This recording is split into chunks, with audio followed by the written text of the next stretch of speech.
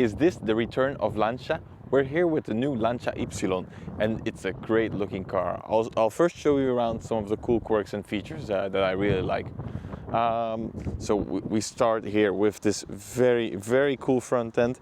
It's very different to what we're used to, but it has like an Ypsilon in the front, and yeah, it's very cool. We're driving the hybrid version today, which you can tell about the 4 small intakes. In the electric one, they're closed off. But yeah, we have these really cool wheels as well. Door handles here in the back that are sort of hidden. A very nice and classic Lancia badge. Fuel cap, these very nice lights, and they have the Ypsilon as well in them. And yeah, the back, it's a super nice looking car. Especially in the Oro, it's really stunning. It looks very nice. The font here from the Lancia logo looks really cool. Yes, so I think now it's time for me to show you how good it is on the inside and how well it drives. So let's go. Okay, so well, how does it drive? Well, in the petrol engine, it only has a tiny 1.2 liter petrol engine, which is a mild hybrid actually. So it works really well. You also have the option of getting the full electric, but we have the mild hybrid here. And it's a really great system, to be honest. Right now we're driving electric. We have a very small battery, a very tiny electric motor, and just for cruising into the city, it works really well. It really saves you a lot of fuel, and also just on regular driving, it'll assist the petrol engine a little bit.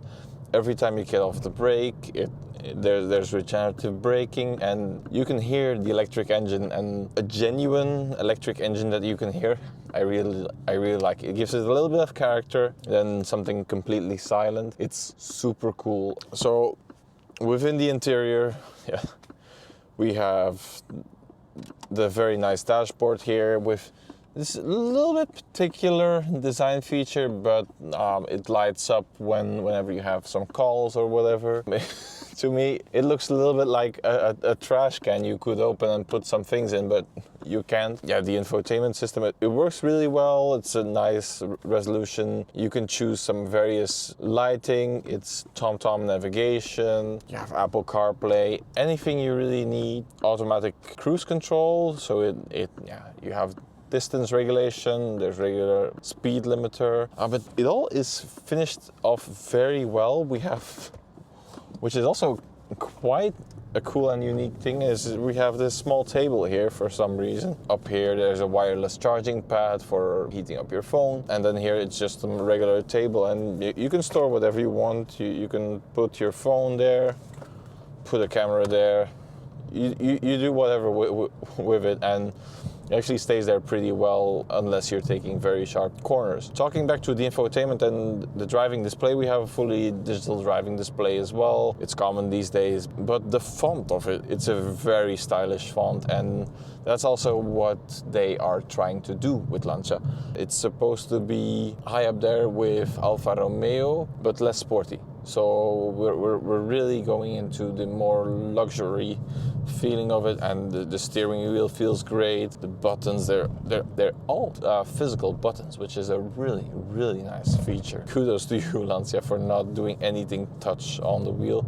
We have some shortcuts we can use. The only thing that bothers me a little bit is this below here, which firstly, if you have to start or stop the car, basically you have to hold it. You cannot just push it, you have to push and then it starts, and then it shuts off.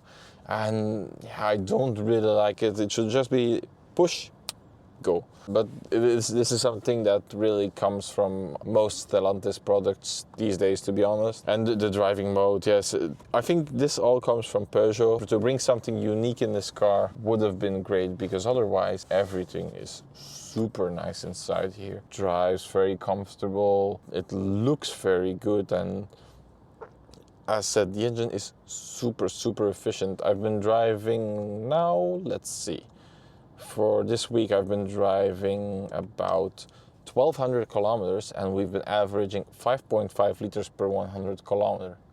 Which for a petrol engine is really, really impressive, and it's really thanks to the mild hybrid system. We have a little cool graphic as well on the dashboard where we can see the state of charge of the battery, if we're using the petrol engine or if we're using the electric engine.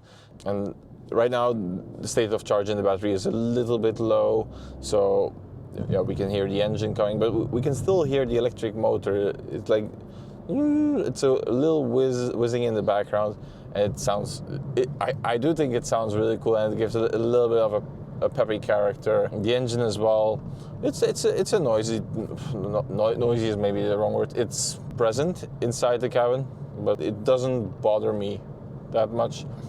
It's a small car as well, so you have to expect some things to be a little more to be desired. But yeah, this is for a first car that Lancia is relaunching. It's relaunching in Europe. Actually, if you didn't know, Lancia was one of the top selling brands in Italy in 2023 still. So they were still there with the Ypsilon, but I think that was a rebodied Fiat 500, and this is more in the line of like a Opel Corsa or Peugeot 208, but it feels like its own solid product, except for this small piece in the middle. But it rides beautifully. Yeah, right now we're charging a little bit of the battery, but if we accelerate and then let go, we recharge, the engine cuts off, and if we just use a little bit of power, right now we're driving electric again, and it's so great.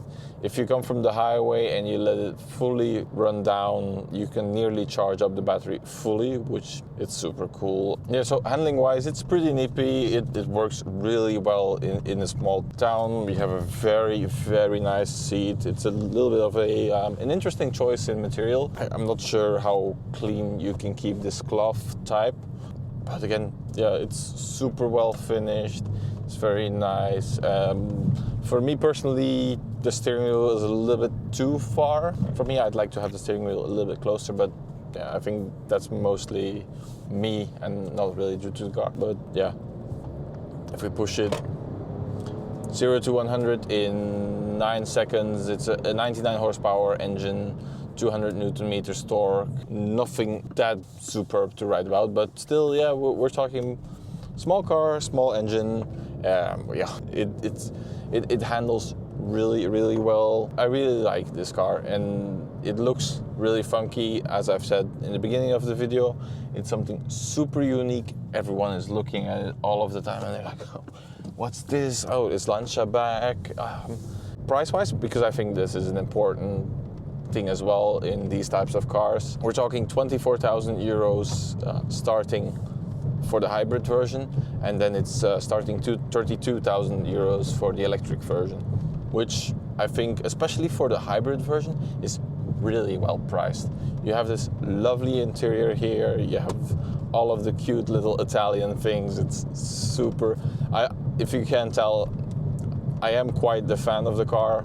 Also, with such a small car, you want small fuel consumption, which this does perfectly fine. I think if you're driving more city than I do, you can get something even better out of this car. And if you still like to drive a little bit faster as well, it handles pretty well. There's a little bit of softness in the wheel, but that's also because it's a city car. It rolls a little bit, but it's super comfortable. We're driving on this really bad concrete slab road, and it just soaks up the bumps beautifully.